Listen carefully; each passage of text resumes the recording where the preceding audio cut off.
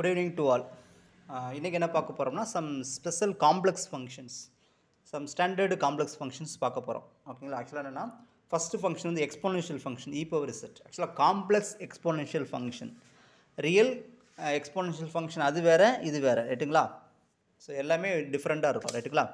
ஆக்சுவலாக f from z to c, f of c e power z. சியில் உள்ள ஒவ்வொரு பாயிண்ட்டுக்கும் என்னது இது வந்து வெல் டிஃபைனாக இருக்கும், ஒவ்வொரு பாயிண்ட்டுக்கும் இமேஜ் இருக்கும், சரிங்களா? இப்போ எஃப் ஆஃப் இசட் என்னது இ பவர் இசட். ஸோ வந்து ஒவ்வொரு காம்ப்ளெக்ஸ் நம்பருக்கும் ஒரு இந்த ஃபங்க்ஷனுக்கு இமேஜ் கிடைக்கும், சரிங்களா? ரைட். ஸோ ஃபஸ்ட்டு பாருங்கள், F of E power Z இது வந்து என்டையர் ஃபங்க்ஷன் நமக்கு ஆல்ரெடி தெரியும்.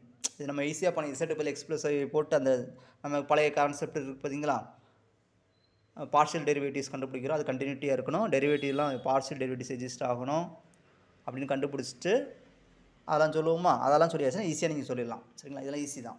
ஸோ இ பவர் செட் வந்து என்டையர் ஃபங்க்ஷன் நமக்கு தெரியும். என்டையர் ஃபங்க்ஷனாக இஸ் அனலிட்டிக் ஆன் சி, சரிங்களா? இப்போ எனக்கு எப்போயுமே இந்த அட் இன்ஃபினிட்டியில் வந்து காம்ப்ளெக்ஸ் நம்பரில் எப்போயுமே கொஸ்டின் கேட்பாங்க. அட் இன்ஃபினிட்டியில் அனலிட்டிக்காக இருக்கா, செட் சீக்வல் 0 அதுக்கு ரூட்ஸாக இருக்கா, போலாக இருக்கா, ரிமூவல் சிங்குலாரிட்டியா, எசென்சியல் சிங்குலாரிட்டியா, எல்லா கொஸ்டினுமே அவங்க கேட்பாங்க. அட் இன்ஃபினிட்டியில் காம்ப்ளெக்ஸ் நம்பரில் கண்டிப்பாக கொஸ்டின்ஸ் வரும், சரிங்களா? ஸோ அதை நல்லா பார்த்துக்குங்க. ஸோ அதனால் அட் இஸ் செட் சீக்வல் இன்ஃபினிட்டியில் அனலிட்டிக்கான்னு செக் பண்ணணும். அதுக்கு என்ன பண்ணணும்னா இந்த டெக்னிக்கை ஃபாலோ பண்ணணும், எப்போ கேட்டாலும் சரி தான். ஆக்சுவலாக என்னென்னா ஜி ஆஃப் டபிள்யூ, அதாவது டபிள்யூ வந்து ஆக்சுவலாக இது மாற்றிருப்போம், டபிள்யூ சீக்வல் 1/z மாதிரி மாற்றிருப்போம். அப்போ டபிள்யூ சீக்வல் 0வில் என்ன இன்ஃபர்மேஷன் கிடைக்குதோ அந்த இன்ஃபர்மேஷனை வந்து செட் சீக்வல் இன்ஃபினிட்டிக்கு ட்ரூவாக இருக்கும், சரிங்களா? இப்போ டபிள்யூ சீக்வல் 0வில் அனலிட்டிக்காக இருந்தால் செட் சீக்வல் இன்ஃபினிட்டியில் அனலிட்டிக்காக இருக்கும், சரிங்களா? அந்த மாதிரி செக் பண்ணுவோம். இப்போ டபிள்யூ சீக்வல் 0வில் போல்னால் செட் சீக்வல் இன்ஃபினிட்டியும் போல், அந்த மாதிரி, சரிங்களா? இப்போ செட் சீக்வல் 0 வந்து நாட் சிங்குலர் பாயிண்ட்டாக இருந்தால் z equal infinity is not singular point. ஆக்சுவலாக இங்கே ரெசிப்ரோக்கல் மாதிரி செட் பண்ணுவோம், செட் சீக்வல் 1/z மாதிரி இங்கே செட் பண்ணியிருப்பாங்க இந்த இடத்துல, சரிங்களா? அப்போ எஃப் ஆஃப் புதுசாக ஒரு ஃபங்க்ஷன் கிடைப்போம், ஜி ஆஃப் டபிள்யூ சீக்வல் எஃப் ஆஃப் 1/w. அப்போ இந்த இடத்துல 1/w போட்டலாமா? அப்போ இதை நம்ம போட்டுடுறோம். இந்த மாதிரி எழுதும்போது என்ன ஆகிடும்னா இது எல்லாமே என்ன இருக்குது, இது அனலிட்டிக்காக தான் இருக்கும். ஸோ அதாவது g is not analytic at டபிள்யூ சீக்வல் 0வில் நாட் அனலிட்டிக், ரைட்டுங்களா? டபிள்யூ 0வில் நாட் அனலிட்டிக்காக இருக்கும். அப்போ என்ன அர்த்தம்னா இப்போ இதில் இந்த பாயிண்டில் நாட் அனலிட்டிக்னா இந்த பாயிண்டில் வந்து நாட் அனலிட்டிக், அவ்வளோதான். இப்போ F of Z is not analytic at z equal to infinity. So முக்கியமானது, சரிங்களா? தஃபோர் செட் ஆக்சுவலாக இது வந்து என்டையர் ஃபங்க்ஷன், சரிங்களா? அப்போது z equal is the only singular point. இந்த f of Z E power செட்டுக்கு இருக்கக்கூடிய ஒரே ஒரு சிங்குலர் பாயிண்ட் இன்ஃபினிட்டி மட்டும் தான். ஸோ இது ஒரு முக்கியமான கொஷின்ஸ். அடுத்த ப்ராப்பர்ட்டி பாருங்கள், ஓகேவா? ஃபஸ்ட்டு வந்து என்டையர் ஃபங்க்ஷன் சொல்லிட்டோம். அப்போ செட் சீக்வல் இன்ஃபினிட்டியில் இந்த எஃப் ஆஃப் செட்டுக்கு வந்து இந்த சிங்குலர் பாயிண்ட் இருக்குன்னு சொல்லியாச்சு. Next e power set e power set not equal 0. So நீங்கள் செட்டுக்கு இன்புட் என்ன தான் நீங்கள் எந்த காம்ப்ளெக்ஸ் நம்பர் கொடுத்தாலும் இ பவர் செட் வந்து வேல்யூ வந்து கண்டிப்பாக 0 ஆகாது, சரிங்களா? இது ஒரு முக்கியமான ரிசல்ட். ஸோ இதே தான் ரியல் கேஸு, இதே தான் காம்ப்ளெக்ஸ் கேஸும் இதே தான். இது ஒரு முக்கியமானது. அப்புறம் முக்கியமான F of Z E power Z வந்து ஒரு பீரியாடிக் ஃபங்க்ஷனாக இருக்கும். பீரியாடிக் ஃபங்க்ஷன் இங்கே நமக்கு இது காம்ப்ளெக்ஸ் பீரியாடிக் ஃபங்க்ஷன். நீங்கள் ரியல் பீரியாடிக் வேறு, காம்ப்ளெக்ஸ் பீரியாடிக் வேறு, ரைட்டுங்களா? Periodic function with period 2πi. இப்படி எப்படி செக் பண்ணுவாங்கன்னா இந்த மாதிரி கண்டுபிடிப்போம். F of Z plus P F of Z நம்ம அப்படியே கண்டுபிடிக்க முடியாது, கொஞ்சம் வேலை இருக்கும். எஃப் ஆஃப் இசட் ப்ளஸ் பின்னா என்னது, இந்த மாதிரி சப்ஸ்டிட் பண்ணிடலாமா, இந்த மாதிரி கொடுத்துருவோம், இது இந்த மாதிரி எழுதிடுவோமா. ஸோ ஆக்சுவலாக e power z is not equal 0. அப்போ இ பவர் செட்டாக டிவைட் பண்ணும், e power p is equal 1 வரும். அப்போ இந்த இடத்துல என்ன போடலாம், பிக்கு பேர் என்ன பண்ணலாம், 2nπ போட்டலாம், n பிலாங்ஸ் டு இன்டீஜர், ஓகேவா? இப்போ இந்த பாயிண்ட்ஸ் எல்லாம் இந்த ட்ரூவாக இருக்கும். அப்போ நம்ம என்ன பண்ணுறோம்னா ஒரு ஸ்மாலஸ்ட் வேல்யூ எடுத்துக்கிறோம், 2πi. ஸோ எண்ணுக்கு 1 எடுத்துக்கிறோம், எண்ணுக்கு 1 எடுத்தாலும் வரும் 2πi. ஸோ அதான் என்னது, இதுக்கு பீரியடிக்கு நம்ம எடுத்துருக்கோம், சரிங்களா? அவ்வளோதான். அதாவது நிறையா பீரியட்ஸ் இருக்கும், அதில் நம்ம வந்து 2πiயை ஸ்டாண்டர்டாக எடுத்துக்கிறாங்க, சரிங்களா? ரைட். ஸோ அப்போது இ பவர் செட்டுக்கு பீரியாடிக் இ பவர் செட் பீரியாடிக் ஃபங்க்ஷனாக இருக்கும், அதுக்கு பீரியட் வந்து 2πi. முக்கியமான MCQ கொஷின், ரைட். இப்போ இ பவர் செட்டுக்கு இந்த மாதிரி எழுதுருவோம். ஸோ என்ன அர்த்தம், மாட் இசட் லெஸ் தென் இன்ஃபினிட்டின்னு வந்துடும், சரிங்களா? ஸோ அது ஆக்சுவலாக என்னென்னா இந்த series is valid every complex numbers, ஓகேங்களா? அதனால் ரேடியஸ் ஆஃப் கன்வர்ஜென்ஸ் இன்ஃபினிட்டி, ஓகேங்களா? அதே மாதிரி இ பவர் செட் வந்து it's unbounded on C. So இது அன்பவுண்டடாக இருக்கும், முக்கியமான கொஷின்ஸ். இ பவர் செட் வந்து not on to on C, ஏன்னா இந்த இருக்குல்ல 0க்கு ப்ரீ இமேஜ் இருக்காத அந்த ப்ராப்பர்ட்டி யூஸ் பண்ணி நாட் ஆன் டு சொல்லிடுறோம், ஓகேவா? ஒன் டு ஒன் வராது, ஒன் டு ஒன் வரும். ஏன்னா F of 2πi value F of 4πi value same. இப்போ இந்த 2 பாயிண்ட் வேறு. ஸோ டிஸ்டிங் பாயிண்ட்டுக்கு சேம் இமேஜ் இருக்குது. அதனால் so not one to one.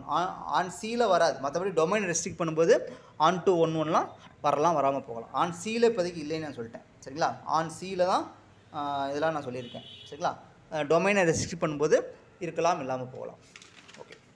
So next function பாருங்கள். அடுத்து நெக்ஸ்ட் வந்து e⁻z. இதுவும் அதே சேம் லாஜிக் தான். ஸோ இதுவும் என்டையர் ஃபங்க்ஷனாக இருக்கும். நீங்கள் செக் பண்ணலாம். z x + y கொடுத்து நீங்கள் கண்டுபிடிச்சி நீங்கள் பார்ஷியல் டெரிவேட்டிவ்ஸ்லாம் எக்ஸிஸ்ட் ஆகுதுன்னு சொல்லலாம். அதெல்லாம் கண்டினியூட்டியாக இருக்குன்னு நம்ம சொல்லிடலாம். சரி, அப்போ இது என்டையர் ஃபங்க்ஷனாக இருக்கும். இப்போ z z இன்ஃபினிட்டியில் இட்ஸ் நாட் அனலிட்டிக்காக இருக்கும்.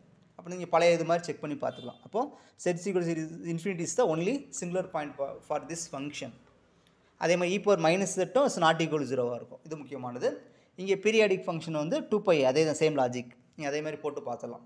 திங்க் பண்ணி பாருங்கள், 2πi தான் வரும். சரிங்களா?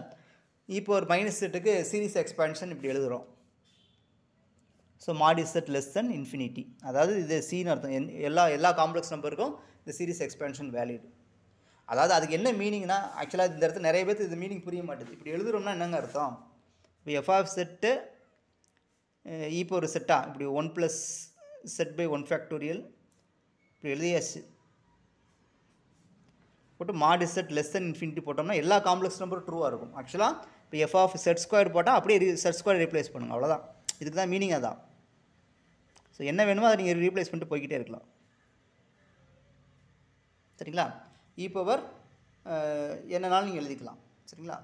என்னன்னாலும் நீங்கள் e⁻z², e⁻z⁻10 அப்படின்னாலும் நீங்கள் அப்படியே எழுதிக்கலாம். 1 + z⁻10/2 factorial z⁻10 the whole squared by 1 factorial 2 factorial இப்படி நம்ம எழுதிக்கிட்டே இருக்கலாம். சரிங்களா? அதான் அதனால தான் இது. ஸோ இந்த இடத்துல செட்டுன்னு கொடுத்து செட்டுக்கு எந்த ஒரு காம்ப்ளெக்ஸ் நம்பர் இதில் ஃபிட் பண்ணிக்கலாம்.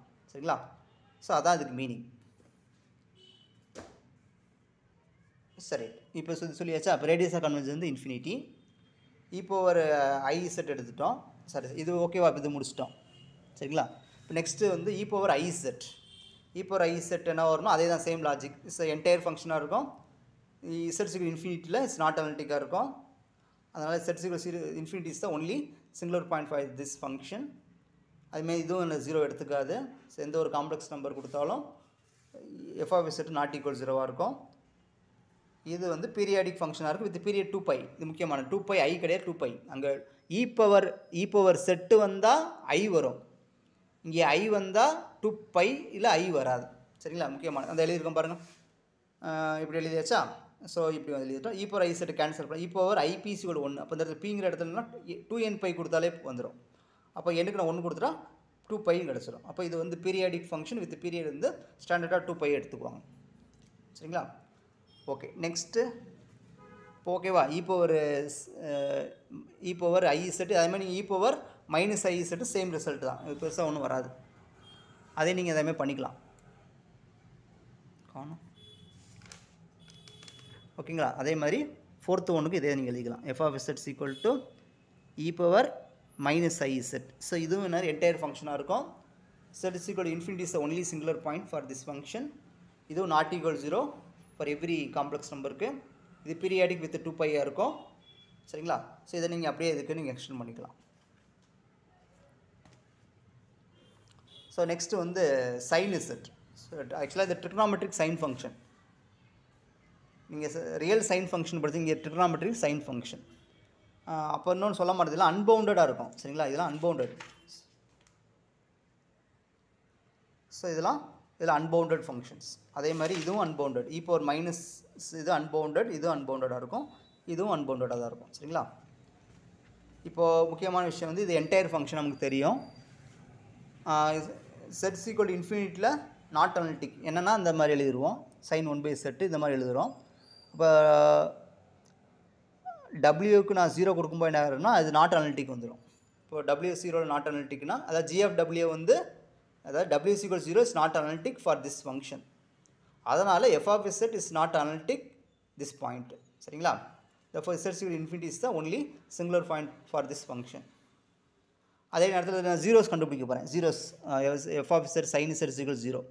என்ன வரும் z equal n by iன்னு வரும் சரிங்களா n belongs to integer கண்டிப்பாக அது எழுதணும் n belongs to integer so அது ஆக்சுவலாக இதுதான் இதோட ஜீரோஸ் ஓகேவா ரைட் இது வந்து பீரியாடிக் ஃபங்க்ஷன் வித் பீரியட் 2π ஆக்சுவலாக என்னென்னா ஏன் 2πனா இதனால் இந்த எழுதியிருக்கோம் பார்த்தீங்களா லாஸ்ட் எழுதியிருப்போம்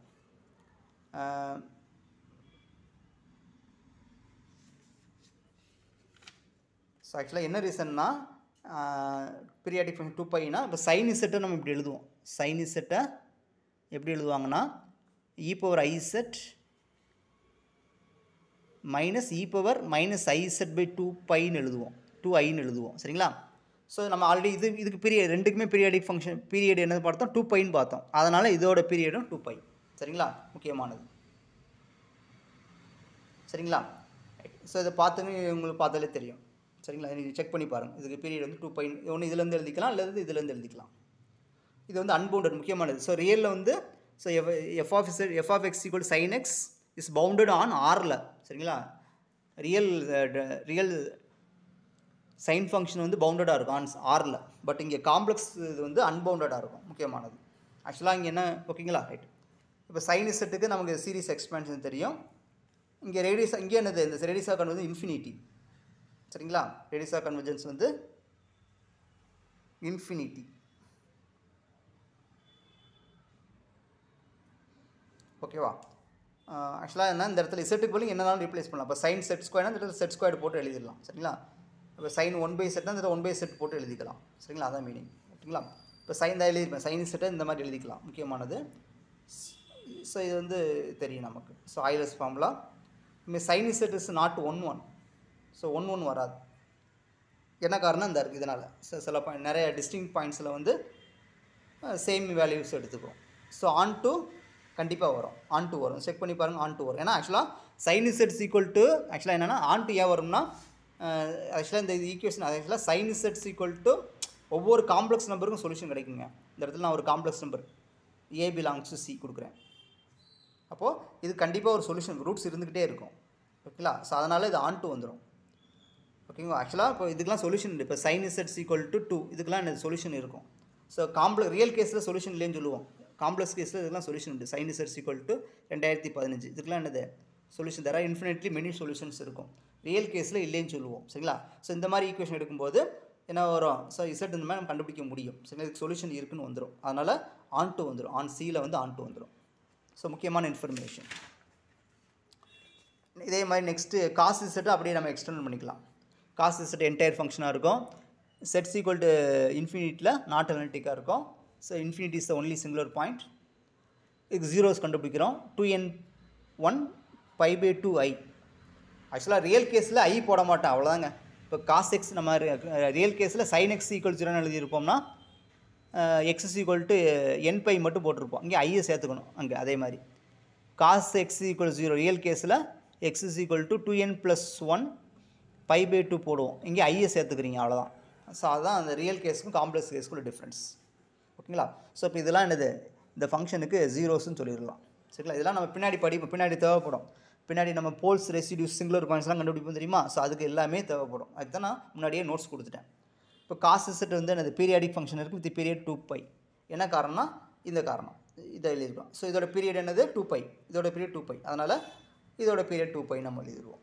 சரிங்களா ரைட் இப்போ காஸ் இசட் அன்பவுண்டட் இங்கே அதே தான் அன்பவுண்டடாக இருக்கும் ஓகேங்களா காஸ் இசட்டோட சீரிஸ் எக்ஸ்பேன்ஷன் போட்டோம் radius of convergence infinity cos z வந்து என்னது நாட் ஆன் 1 to 1 வராது பட் ஆன் டு வந்துடும் ஆன் டு என்ன காரணம் அதே தான் நான் சொன்னேன் பார்த்தீங்களா cos z equal to A for every A belongs to C இதுக்கு வந்து சொல்யூஷன் இருந்துக்கிட்டே இருக்கும் சரிங்களா இந்த இதுக்கு சொல்யூஷன் இருக்கும் அப்போ என்னது ஒவ்வொரு ஸோ கோடொமைனில் எந்த ஒரு எலமெண்ட் கொடுத்தாலும் கரஸ்பாண்டிங் ஒரு எலமெண்ட் இங்கே இருந்து டொமைனில் ஒரு எலமெண்ட் இருக்கும் சரிங்களா அதனால் இது வந்து ஆன் டு வந்துடும் ஆன் சியில் ஆன் டு வந்துடும் ஓகேங்களா ஸோ இது வந்து காஸ் இசட்டோட ப்ராப்பர்ட்டிஸ் நெக்ஸ்ட்டு சைன் கச் இசட் ஆக்சுவலாக இது வந்து என்னென்னா hyperbolic function complex hyperbolic functions ரைட்டா ஸோ இதுவும் என்டையர் ஃபங்க்ஷன் நமக்கு தெரியும் ஸோ இது ஒன்று நாட் அனலிட்டிக் அட் இன்ஃபினிட்டியில் நாட் அனலிட்டிக்காக இருக்கும் சைன் கச் இசட் 0 இது என்னென்னா அதே தான் சேம் கேஸ் அதாவது நம்ம n/i ஒன் செகண்ட் செக் ஆக்சுவலாக ஆமாம் z is equal to n by I.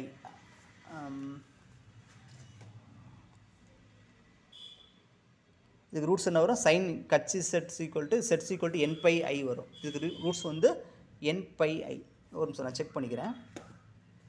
ஆக்சுவலாக என்னென்னா n சைன் கட்சி z ஃபார்முலா என்னன்னா e power z minus e power minus z by 2ன்னு வரும். இப்போ நான் கட்சிக்கு பதிலாக நான் என்ன பண்ணுறேன் n by I போடுறேன். n by I போட்டால் என்ன வரும் e power n by I minus e power minus n by I by 2. இங்கே 2 வந்துடும். அப்போ காசு ஆமாம் சப்ராக்ட் பண்ணும்போது என்ன வரும் 2 times cos n by I 2 times sine n by வருமா sine n by value 0 correct தான். ஸோ இதுக்கு ரூட்ஸ் வந்து n by I ஓகேங்களா. ஸோ இதுக்கு ரூட்ஸ் வந்து அதே தான். ஸோ சைன் இசட்டுக்கு என்ன ரூட்ஸோ அதே தான் இதுக்கு ரூட்ஸ். ஸோ இப்போ இதெல்லாம் இதுக்கு ஜீரோஸ் நம்ம எடுத்துக்கலாம் முக்கியமானது. இப்போ இதுக்கு என்னது பீரியாடிக் வந்து 2π. என்ன காரணம்னா நம்ம இதை வச்சு எழுதுகிறோம். சைன் கட்சி செட் வந்து e பவர் செட்டுக்கு பீரியாடிக் வந்து 2πi. அதனால் இதுக்கும் பீரியாட் 2πi இதுக்கு 2πi. அதனால் இதுக்கு 2πi நம்ம கன்க்ளூஷன் வந்துடும். ரைட்டுங்களா. ரைட், இது ஒரு முக்கியமான கொஸ்டின்ஸ். அடுத்தது வந்து அன்பவுண்டடாக இருக்கும் அதே மாதிரி. ஸோ இதுக்கு என்னென்னா இப்போ நம்ம ஆக்சுவலாக சைன் கட்சிஸ் டிஃப்ரென்ஷியேட்னா காசஸ் கட்சிஸ் கட்சிஸ் டிஃப்ரென்ஷியேட் பண்ணால் சைன் கட்சிஸ். அதனால் இந்த சைன் சேஞ்சஸ் நடக்காது. ரேடியஸ் ஆஃப் கன்வர்ஜென்ஸ் வந்து இன்ஃபினிட்டி. ஓகேங்களா. ஸோ இதெல்லாம் ரொம்ப முக்கியமான கொஸ்டின்ஸ். இதுக்கு நிறைய ப்ராப்பர்ட்டிஸ் உண்டு, நம்ம பின்னாடி பார்ப்போம். சரிங்களா. இதில் சைன் கட்சி செட்டை வந்து நம்ம லாக்கில் எடுக்கலாம். சைன் கட்சி இன்வர்ஸ் இதுக்கு இன்வர்ஸ் ஃபங்க்ஷனாக கண்டுபிடிப்போம். சைனுக்கும் சைன் இன்வர்ஸ் இசட்டுக்கும் இன்வர்ஸ் ஃபங்க்ஷனாக லாக்கில் கொண்டு வருவோம். அது பின்னாடி நம்ம பார்ப்போம் நெக்ஸ்ட்டு. ஓகே. நெக்ஸ்ட்டு வந்து காஸ் கட்சி செட். ஸோ இது என்டையர் ஃபங்க்ஷனாக இருக்கும். இசட் இன்ஃபினிட்டியில் நாட் அனலிட்டிக்காக இருக்கும். இதுக்கு ஜீரோஸ் அதே தான், சேம் லாஜிக், ஜீரோஸ் இருக்கும். இது periodic function with period 2πi. So இது என்ன காரணம் இதோட பீரியாடிக் 2πi. அதனால் இதோட பீரியாடிக் இதோட பீரியடு 2πi. சரிங்களா. இது ஒரு முக்கியமான கொஸ்டின்ஸ். இப்போ காசஸ் வந்து அன்பவுண்டடாக இருக்கும். இது சீரிஸ் எக்ஸ்பேன்ஷன் இந்த மாதிரி வந்து ரேடியஸ் ஆஃப் கன்வர்ஜென்ஸ் இன்ஃபினிட்டி. ஓகேங்களா. ரைட். அடுத்து ஒரு முக்கியமானது என்னென்னா இது ஒரு important questions. So logarithmic function, complex logarithmic function is very very important. ஆக்சுவலாக ஜெட் அது ஆக்சுவலாக என்னென்னா போலார் ஃபார்ம்னால் நமக்கு என்னங்க போலார் ஃபார்ம்னா என்ன ஃபஸ்ட்டு ஆக்சுவலாக என்னென்னா நம்ம இப்போ 2,3ங்கிற லொக்கேஷன் கார்ட்டீசியன் கோஆர்டினேட்ஸ் என்ன பண்ணுவோம் எக்ஸ் ஆக்சிஸ் ஒய் எக்ஸில் என்ன பண்ணுவோம் இங்கே ரெஃபரன்ஸ் பாயிண்ட் இங்கே 0,0 இங்கே வந்து எக்ஸில் 2 டிஸ்டன்ஸ் வரைக்கும் போயிட்டு இங்கே 3ல் இங்கே வந்துடும். அப்போ இதுதான் என்னது இந்த டிஸ்டன்ஸ் 3. அப்போ இந்த பாயிண்ட்டு தான் 2,3 ரீச் பண்ணிவிட்டோம். இது Cartesian coordinates. So polar coordinates என்ன பண்ணுவோம் இப்போ ஒரு லொக்கேஷன் கொடுக்குறேன் r, ஆரையும் தீட்டா கொடுத்தா நீங்கள் என்ன செஞ்சலாம். ஸோ எந்த ஒரு பாயிண்ட்டையும் நீங்கள் ப்ளாட் பண்ணிடலாம் r, தீட்டாவில். ரைட்டுங்களா. ரைட். ஸோ எப்படி பண்ணுவோம், ஃபார் எக்ஸாம்பிள் ஆருக்கு வந்து ஒரு 2 கொடுக்குறேன், இதுக்கு வந்து ஒரு 60 கொடுக்குறேன். அப்போ எப்படி லொக்கேஷன் பண்ணுவோம், லொக்கேஷன் ஆக்சுவலாக என்னென்னா இப்படி தான். ஓகே. இப்போ நான் என்ன பண்ணுவேன்னா ரேடியஸ் 2 வச்சு ஆக்சுவலாக 0,0 சென்டராக வச்சு ரேடியஸ் 2 வச்சு ஒரு சர்க்கிள் வரைஞ்சிருவேன். சரிங்களா. அப்போது சர்க்கிள் ரேடியஸ் 2 வச்சு ஒரு சர்க்கிளை வரைஞ்சிட்டேன். ஸோ ரேடியஸ் வந்து 2 கரெக்டுங்களா. இப்போ எனக்கு இந்த 2,16 லொக்கேஷன் சர்க்கிள் மேலே இருக்க போகுது. சரிங்களா. இந்த சர்க்கிள் எங்கேயோ ஒரு இடத்துல இருக்க போகுது. சரிங்களா. ஆக்சுவலாக இந்த ரேடியஸ் வந்து இதை இங்கே ஏதோ ஒரு பொசிஷன் ஃபிக்ஸ் பண்ணிடும். இப்போ 60 கொடுத்தோன்னா அப்போ 16 அர்த்தம்னா இது எக்ஸ் ஆக்சிஸ் ஒய் ஆக்சிஸ். அப்போ 60 இங்கேருந்து 60 எங்கே இருக்குன்னு பாருங்கள். அப்போ இங்கே வரும், இந்த இடத்துல வருமா. அப்போ இதுதான் இந்த லொக்கேஷன் 2,60. இதுதான் என்னது போலார் கோஆர்டினேட்ஸ். இப்போ நீங்கள் அதே மாதிரி எழுதிக்கிட்டே இருக்கலாம். இப்போ 2,-135 கொடுக்குறேன்னு என்ன பண்ணணும் 2 ரேடியஸ் சர்க்கிள் வரைஞ்சிக்குவேன். ஒரு 3 வச்சுக்கலாமா. 3 என்ன பண்ணணும் 3 ரேடியஸ் 0,0 சென்டராக வச்சு ஒரு 3 ரேடியஸில் ஒரு சர்க்கிள் வரைஞ்சிக்குவீங்க. எக்ஸ் ஆக்சிஸ் ஒய் ஆக்சிஸ் -135 எங்கே இருக்கும், இந்த சைடு 135, இங்கே அது 90, இந்த இடத்துல வரும். இந்த ஆங்கிள் வந்து -135. அப்போ இதுதான் உங்களோட லொக்கேஷன் 3,-135 டிகிரி. இப்போ இந்த மாதிரி ஆருக்கு எந்த ஒரு காம்ப்ளெக்ஸ் நம்பர் எந்த ஒரு பாசிட்டிவ் ரியல் நம்பர் கொடுத்து இங்கே இந்த இடத்துல ஏதாவது ஒரு டிகிரி கொடுத்தா நம்ம என்ன செஞ்சிடலாம் என்டையர் காம்ப்ளெக்ஸ் அந்த இந்த இதில் உள்ள ஒவ்வொரு இதுக்கு நம்ம லொக்கேஷன் கண்டுபிடிச்சிடலாம். சரிங்களா. இதுதான் polar coordinates. ஓகேங்களா? ஸோ அது பாருங்கள், இது என்னென்னா சி ஆக்சுவலாக என்னென்னா ஆக்சுவலாக லாக் 0 வந்து நாட் டிஃபைன். ஆக்சுவலாக நம்ம நிறைய விஷயம் புரிஞ்சுக்கணும். காம்ப்ளெக்ஸ் லாகரிதமிக் ஃபங்க்ஷன் வந்து எப்படி இருக்கும், நமக்கு இந்த மாதிரி போகும். ஆக்சுவலாக இதோட டொமைன் வந்து நெகட்டிவ் ரியல் நம்பர் எடுத்துக்கா, 0 எடுத்துக்காது. பாசிட்டிவ் ரியல் நம்பர் மட்டும் தான் அதோட டொமைனாக இருக்கும். y = log x real logarithmic function. இங்கே அப்படி கிடையாது, இங்கே எல்லாமே எடுத்துக்கும். இங்கே இது வந்து ஃபங்க்ஷன் வந்து 0 தவிர மற்ற எல்லா வேல்யூவும் எடுத்துக்கும். ஸோ இதோட டொமைன் வந்து நான் ஜீரோ காம்ப்ளெக்ஸ் நம்பர். சரிங்களா? ரேஞ்சு வந்து சி வரைக்கும் போகும். சரிங்களா? ரைட். ஸோ ஓகே, இப்போ என்ன பண்ணோம் அப்படின்னா, இப்போ இது வந்து செட்டு வந்து r e⁻i⁻, not equal 0. Okay, எடுத்துட்டேன். ஸோ இதுக்கு இது ஆறுங்கிறது ஒரு ரேடியஸ், அதோட மாடுலஸ் வேல்யூ. ரைட்டுங்களா? ஆர்க் செட்டுக்கு -π to +π. இப்போது லாக் இசட் இது அப்படியே சப்ஸ்டியூட் பண்ணுறேன். ஸோ இந்த லாக் வந்து இந்த மாதிரி எழுதிக்கலாம். சரிங்களா? லாக் இந்த மாதிரி எழுதிக்கலாம். இந்த ப்ராப்பர்ட்டிலாம் நமக்கு தெரியும், யூஸ் பண்ணிடலாம். ஸோ ஆக்சுவலாக இது வந்து ரியல் நம்பர். ஸோ இது வந்து ரியல் லாகரிதம்னு சொல்லுவோம். ஓகேங்களா? இது பாருங்கள், e⁻i⁻ வருதா? இப்போ இந்த இடத்துல என்ன பண்ணலாம், 2nπ நம்ம சாய்ஸ் தான். ஸோ ஆக்சுவலாக இது மல்டி வேல்யூடு ஃபங்க்ஷன். நீங்கள் ஒன்று கொடுத்துக்கலாம், எண்ணுக்கு 1 கொடுக்கலாம், 2 கொடுக்கலாம், 3 கொடுக்கலாம். இது எண்ணுக்கு 1 கொடுத்தீங்கன்னா, சப்போஸ் தீட்டா வந்து இந்த மாதிரி இருந்தால் அதுக்கு பேர் பிரின்சிபல் பிரான்ச்சுன்னு சொல்லுவோம். சரிங்களா? இந்த கொடுத்துருவேன் லாக் இசட்ஸு லாக் காம்ப்ளெக்ஸ் லாகரிதம் இசட்டு இப்படி கொடுத்து இந்த தீட்டா இந்த மாதிரி ஃபிக்ஸ் பண்ணுறதுக்கு பேர் பிரின்சிபல் பார்ட்டுன்னு சொல்லுவோம். சரிங்களா? பிரின்சிபல் பார்ட்டுன்னு சொல்லுவோம். ரைட். ஸோ இப்போ இதில் என்னென்னா, இப்போ இந்த லாக் இசட் வந்து செட் நாட் ஈக்குவல் 0. இதில் முக்கியமான விஷயம் என்னென்னா, நீங்கள் நிறைய விஷயம் புரிஞ்சுக்கணும். It is not continuous at every point. So on real axis. ஓகேவா? ஸோ இந்த இந்த இந்த லாக் இசட் வந்து இஸ் நாட் கண்டினியூஸாக இருக்கும் at every point on the negative real axis and செட்ஸ் ஈக்குவல் 0. செட்ஸ் ஈக்குவல் 0லையும் ஆக்சுவலாக இப்படி. ஓகேங்களா?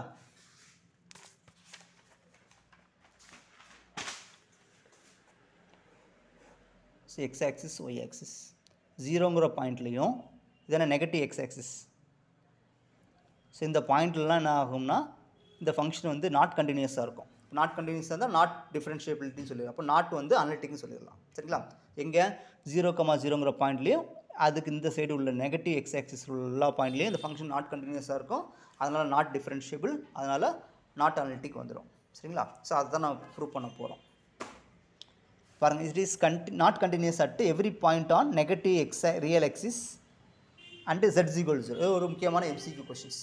சரிங்களா? இதை வந்து நம்ம பின்னாடி கொடுக்குறேன். ஓகேங்களா? ஸோ இது அதனால் இது வந்து நாட் டிஃப்ரென்ஷியபிள், நாட் அனலிட்டிக் வந்துடும். ஓகேவா? ஆனால் அதை தவிர மற்ற எல்லா பாயிண்ட்லேயும் அனலிட்டிக்காக முக்கியமானது. ஸோ இதை தவிர மற்ற எல்லா பாயிண்ட்லேயும் ஃபங்க்ஷன் வந்து அனலிட்டிக்காக இருக்கும். ஸோ அதை தான் நம்ம ப்ரூவ் பண்ண போகிறோம். சரிங்களா? இதை தான் நம்ம பின்னாடி எழுத போகிறேன். பாருங்கள், ஃபஸ்ட் என்ன பண்ண போகிறோம், log f(z) complex logarithm log Z.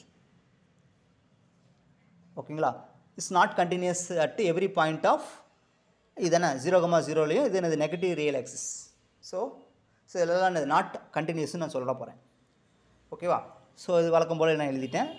So ஆக்சுவலாக இது என்னென்னா, இதான் ரியல் பார்ட்டு தானே, இது இமேஜினரி பார்ட்னு வந்தாச்சு. ஸோ இது ரியல் பார்ட் u(r,θ), இது v(r,θ)ன்னு எழுதிட்டேன். சரிங்களா? இது வந்து ஆர்க். ரைட்டுங்களா? ரைட். இப்போ என்ன பண்ண நமக்கு தெரிஞ்ச ரிசல்ட்டு. ஸோ f(z) வந்து இப்போ இது ஒரு கண்டினியூஸ், இந்த பாயிண்டில் கண்டினியூஸாக இருக்குன்னா இந்த ரியல் பார்ட் வந்து இந்த பாயிண்டில் கண்டினியூஸாக இருக்கும், இந்த இமேஜினரி பார்ட் இந்த பாயிண்டில் கண்டினியூஸாக இருக்கும், நமக்கு தெரியும். இதை யூஸ் பண்ணி பண்ணுறோம். இப்போ நான் என்ன பண்ணுறேன்னா, ஃபஸ்ட்டு இந்த ஃபோக்கஸ் பண்ணுறேன், இந்த இதை எடுக்கிறேன். சரிங்களா? v(r,θ) வந்து theta arg z. Z naught வந்து x0 + i(y0), x0 < 0. x0ன்னு இந்த இடத்துல தான் எடுக்கணும், இந்த இதை எடுக்கிறேன். இந்த ஒரு பாயிண்ட் எடுக்கிறேங்க, அவ்வளோதாங்க. எடுத்தாச்சா? எடுத்துட்டேன். இப்போ என்ன பண்ணால் limit set into set not arch set கண்டுபிடிக்க போகிறேன். ஓகே, ஆர்க்கு செட் கண்டுபிடிக்கலாமா? ஆக்சுவலாக என்னென்னா, இது பாருங்கள், இந்த ஒய்0 வந்து நான் எப்படி வேரி பண்ணுறேன்னா, நான் இதை இந்த ரீஜியனில் எடுக்கிறேன். ஸோ என்னோடய பாத் வந்து நான் இங்கே எடுக்கிறேன். இது வந்து அப்பர் ஹாஃப் பிளேன் எடுக்கிறேன். அப்பர் ஹாஃப் பிளேனில் நான் இதை கண்டுபிடிக்கிறேன். செட்0ல் நான் கண்டுபிடிக்க போகிறேன். ஓகே, செட்0ங்கிறது இங்கே தானே இருக்குது பாயிண்ட்டு. ஸோ இந்த பாயிண்ட்டு நான் ரீச் பண்ண போகிறேன். இந்த பாயிண்ட்டு நான் எப்படி ரீச் பண்ணுறேன்னா, இந்த இதில் ரீச் பண்ண போகிறேன். ரைட்டுங்களா? எப்படி ரீச் பண்ணுறோம் பாருங்கள். இப்போ ஒய் வந்து பாசிட்டிவ். ஒய் பாசிட்டிவ்னா நம்ம இங்கே எங்கே எடுக்கணும், அப்பர் ஹாஃப் பிளேன் தானே, அப்பர் ஹாஃப் பிளேனில் எடுக்கிறேன். இப்போது இந்த இடத்துல ரீச் பண்ணுறேன். இதானே செட் நாட்டு தானே எக்ஸ் நாட்டுன்னு போட்டிருக்கோம். ஸோ இதுதான் செட் நாட். ஸோ நான் இப்படி ரீச் பண்ணுறேன், இங்கே ரீச் பண்ணுறேன். ஸோ இங்கே ரீச் பண்ணும்போது இங்கே ஆர்க்கு என்ன வரும்னா இந்த ஆர்க்கு என்ன வரும், பைன்னு வந்துடும். சரிங்களா? இதோட ஆர்க்கு வந்து இதோட லிமிட் வேல்யூ பைன்னு வந்துடும். ஏன்னா இங்கேருந்து இங்கே வந்துருச்சா, பைன்னு வந்துடும். ஓகேவா? அடுத்து என்ன பண்ண போகிறேன்னா இங்கே எடுத்துக்கிறேன். இந்த மாதிரி எடுக்கலாம் தானே. இப்போ இந்த மாதிரி லோயர் ஹாஃப் பிளேன் எடுக்கிறேன். லோயர் ஹாஃப் பிளேன்னா y less than 0. இப்போ இங்கே எடுக்கிறேன். அப்போ இது என்ன வரும் பாருங்கள். அப்போது y0 tends to 0. ஓகேங்களா? அப்போ இது எங்கே வரும் பாருங்கள். y0 tends to 0. இப்போ x0 இங்கே தானே இருக்குது. ஓகே, y less than 0, அதாவது லோயர் ஹாஃப் பிளேன் எடுக்கிறோம். ஓகேவா? இப்போ இது எங்கே இருக்குன்னு பாருங்கள், மைனஸ் பைன்னு அர்த்தம் அதே தானே. மைனஸ் பைனா இங்கே தானே இருக்க போகுது.